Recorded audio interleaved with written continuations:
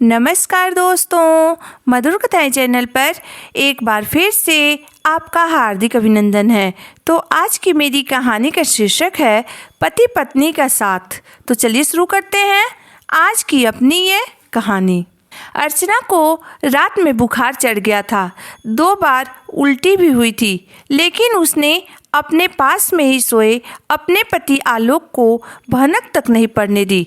लेकिन सुबह उसका बुखार और तेज हो गया। अब वह बेड से उठने में भी असमर्थ थी। वह आलोक से बोली, सुनिए, आज मुझे बहुत बुखार है और कमजोरी भी लग रही है। क्या आप सोनल को तैयार करके स्कूल भेज देंगे? उसकी बस 8:30 बजे आती है। अर्चना की बात सुनकर आलोक घबरा कर उठा, क्योंकि उसके पास केवल 1 घंटा का समय था। सबसे पहले उसने सोनल को जगाया और चाय चढ़ा दिया। सोचा पहले अर्चना का बुखार नाप लूं। अर्चना का बुखार 105 डिग्री देखकर वह घबरा गया। उसने तुरंत अर्चना को 2 बिस्किट और पानी के साथ बुखार की दवाई खिला दी। तब तक इधर सोनल दोबारा सो गई थी। आलोक ने उसे दुलारते हुए फिर से जगाया और बोला, बेटा जल्दी से उठ जाओ, मम्मी की तबीयत बहुत ख़राब है। आज मैं ही तुम्हें तैयार करूँगा।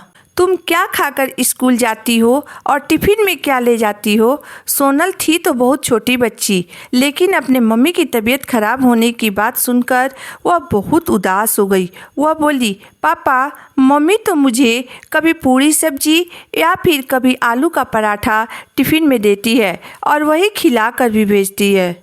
लेकिन पापा, मम्मी को हुआ क्या है? उन्हें बहुत तेज बुखार हो गया है बेटा। आलोक बोला।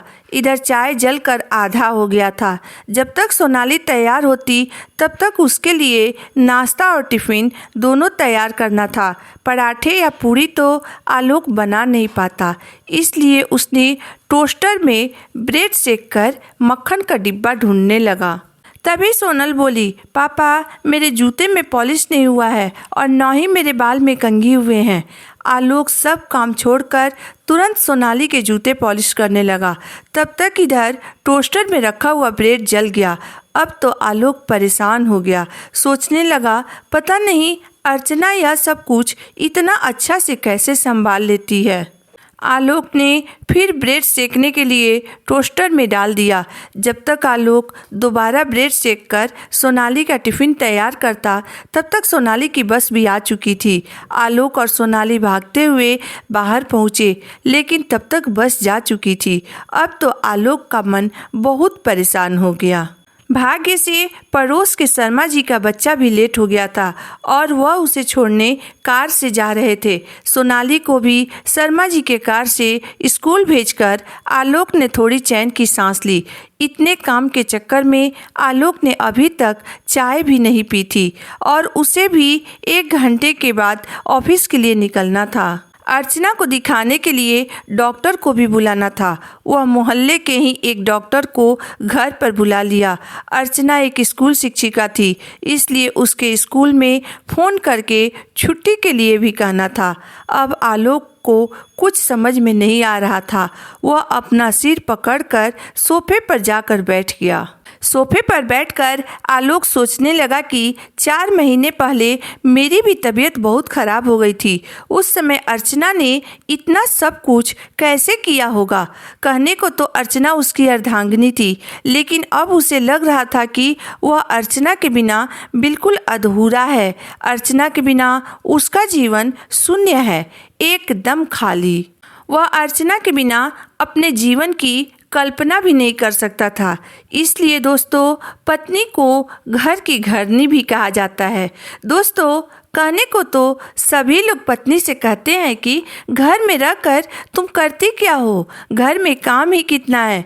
लेकिन दोस्तों, एक बात पत्नी की जगह पर खुद को रख कर देखिए, एक दिन क्या 1 घंटे भी कोई नहीं संभाल सकता है। परंतु वही पत्नी अपने पति के बिना भी अपने बच्चों को, अपने परिवार को बहुत अच्छे से संभाल कर लेकर चलती है। लेकिन फिर भी वह अपने पति के साथ के बिना बिल्कुल अकेले हो जाती है। इसलिए दोस्तों, एक संपूर्ण परिवार के लिए पति पत्नी का साथ होना बहुत ज़रूरी है। इसमें आपकी राय क्या है? आप मुझे ज़रूर बताइएगा। अगर आपको मेरी कहानी अंत तक पढ़ने और सुनने के बाद पसंद आई हो तो मेरे वीडियो को लाइक कर दीजिएगा, चैनल को सब्सक्राइब कर दीजिएगा। तो फिर मिलते हैं एक नई वीडियो, एक नई कहानी के साथ। तब तक के लिए धन्यवाद।